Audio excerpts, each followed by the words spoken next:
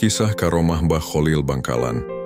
Ketika pencuri timun tidak bisa duduk dengan koma Zaidun, Karomah Mbah Kholil Bangkalan menggambarkan kekuatan spiritual dan kebijaksanaan seorang ulama besar Indonesia.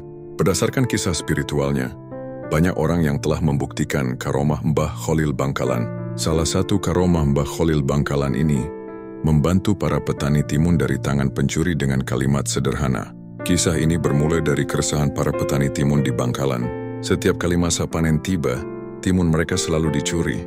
Pada suatu hari, seorang petani timun di Bangkalan sering kesal lantaran timunnya selalu dicuri. Saat mendekati masa panen, peristiwa itu selalu terjadi terus-menerus, hingga membuat petani timun kehilangan kesabaran. Akhirnya mereka memutuskan untuk mengunjungi sowan ke Mbah Kholil. Setelah bermusyawarah, setibanya di rumah Mbah Kholil, kiai besar tersebut sedang mengajarkan kitab Nahwu Jurumiyah kepada muridnya. Assalamualaikum Kiai, ucap salam para petani serentak. Waalaikumsalam warahmatullahi wabarakatuh, jawab Mbah Kholil. Melihat banyaknya petani yang datang, Mbah Kholil bertanya, "Sampean ada keperluan ya?" "Benar Kiai.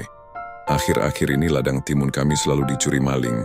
Kami mohon kepada Kiai penangkalnya," kata petani dengan nada memohon penuh harap. Ketika itu kitab yang diajarkan oleh Mbah Kholil kebetulan sampai pada kalimat koma Zaidun, yang artinya Zaid telah berdiri. Lalu serta-merta Mbah Kholil berbicara sambil menunjuk pada kalimat lafal, koma Zaidun. Yakin karena pengajian ini sampai koma Zaidun, ya koma Zaidun ini saja pakai sebagai penangkal, seru Kiai dengan tegas dan mantap. "Sudah Pak Kiai," ujar para petani penuh tanda tanya dan keraguan. "Ya sudah," jawab Mbah Kholil menandaskan. Para petani kemudian pulang ke rumah dengan penuh keyakinan kemujaraban penangkal dari ucapan Mbah Kholil. Keesokan harinya, petani timun pergi ke sawah masing-masing melakukan aktivitas seperti biasanya. Namun demikian, mereka dikejutkan dengan pemandangan tak terduga di hadapannya. Mereka melihat sejumlah orang yang ketahuan sebagai pencuri timun, dengan kondisi berdiri terus-menerus atau tidak bisa duduk. Akhirnya, semua pencuri timun yang telah berbuat ulah telah terungkap dan berhasil ditangkap.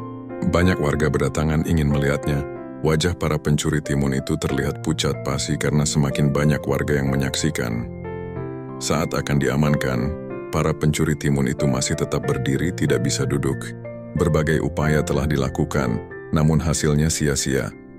Satu-satunya jalan agar para maling itu bisa duduk, dari perwakilan petani diutus untuk sowan ke Mbah Kholil lagi. Sesampainya di kediaman Mbah Kholil, utusan itu diberikan penangkal untuk pencuri timun yang tidak bisa duduk. Saat utusan kembali ke sawah, penangkal tersebut dipercikan ke badan pencuri, dan akhirnya mereka dapat duduk seperti sedia kala. Para pencuri timun ini kemudian menyesali perbuatannya dan berjanji untuk tidak mengulanginya lagi. Setelah kejadian tersebut, petani timun di daerah Bangkalan menjadi aman dan makmur. Sebagai ungkapan rasa terima kasih, para petani timun tersebut memberikan hasil panenannya ke pondok pesantren Mbah Kholil.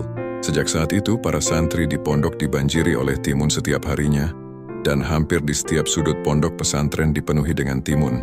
Kisah ini telah disarikan dari kitab Haulai Masyaikhuna, Musa Mustafa.